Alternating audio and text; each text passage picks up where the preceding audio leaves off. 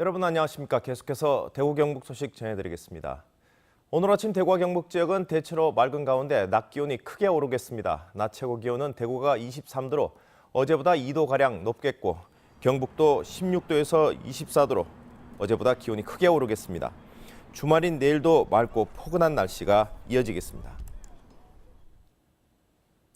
상주 군위, 의성, 청송 국회의원 재선거가 무소속 후보의 단일화와 자유한국당 김재원 후보 전 보좌진 급여 횡령 의혹 등 여러 돌발 변수로 인해 어떻게 결론 날지 관심입니다. 이번 선거의 관전 포인트, 정동원 기자가 보도합니다. 자유한국당 공천에 불복해 무소속으로 출마한 박완철, 성윤환 후보 2명이 여론조사를 통해 성윤환 후보로 단일화됐습니다. 박완철 후보는 여론조사기관 선정 과정에 잡음이 있었지만 결과에 승복하고 선거를 접는다고 밝혔습니다.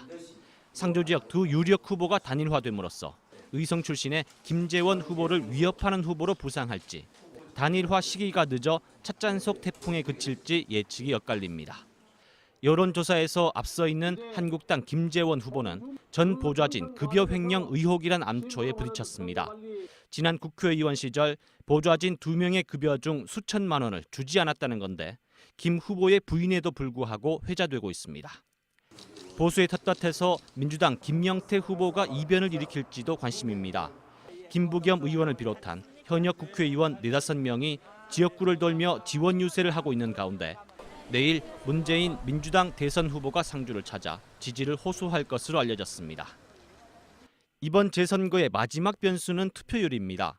재보궐이라 공휴일이 아니고 농번기여서 투표율이 낮아질 텐데 평소 70%대의 투표율이 50-60%대로 떨어질 것으로 전망됩니다. MBC 뉴스 정동원입니다. 오는 12일 치러지는 대구 경북 지역 재보궐선거 사전투표가 오전 6시 시작됐습니다. 대구는 대구시의원 보궐선거가 실시되는 수성 제3선거구 6개 동사무소, 달서구의원 보궐선거가 실시되는 2개 동사무소에서 사전투표가 진행되고 있습니다. 경북은 국회의원 재선거 사전투표소 58곳, 구미시의원과 칠곡군의원 보궐선거 사전투표소 6곳 등 64곳에서 실시되고 있습니다. 사전투표는 오늘과 내일 이틀 동안 오전 6시부터 오후 6시까지 진행됩니다.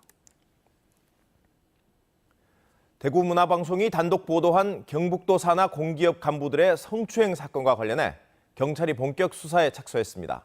경산경찰서는 피해 여성의 고소가 최근 접수됨에 따라 해당 기업 자체 조사 내용을 전달받아 분석하고 참고인들에 대한 조사를 하고 있다고 밝혔습니다.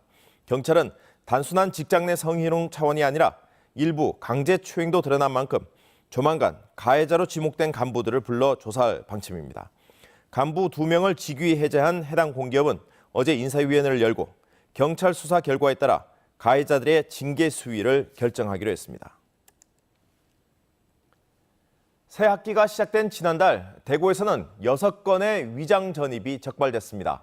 대구시 교육청은 올해 1월부터 3월 사이 전학한 중고등학생 614명을 대상으로 위장 전입 점검에 나서 중학생 5명, 고등학생 1명 등 모두 6건을 적발했다고 밝혔습니다.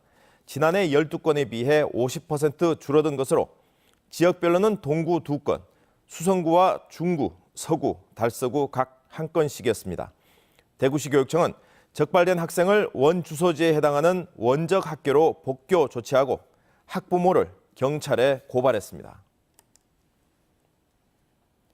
영남대학교가 어제 경북 빅데이터 센터 개소식을 갖고 4차 산업혁명 핵심 기반으로 꼽히는 빅데이터 산업 생태계 조성 사업에 나섰습니다.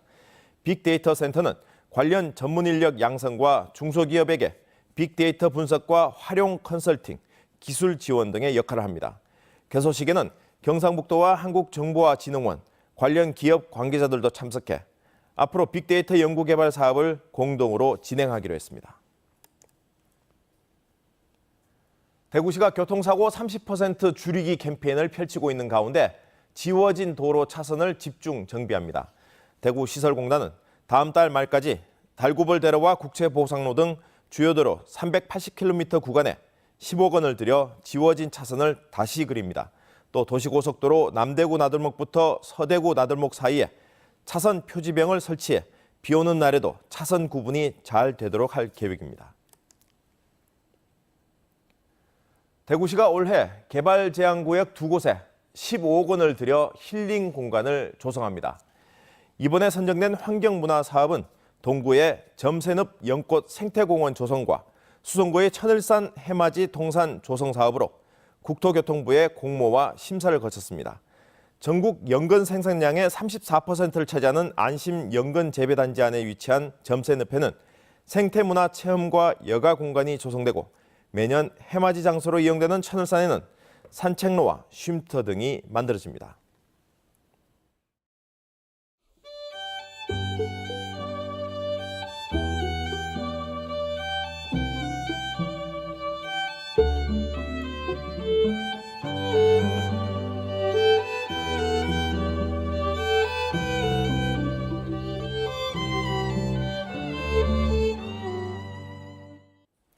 지금까지 대구 경북 소식이었습니다. 고맙습니다.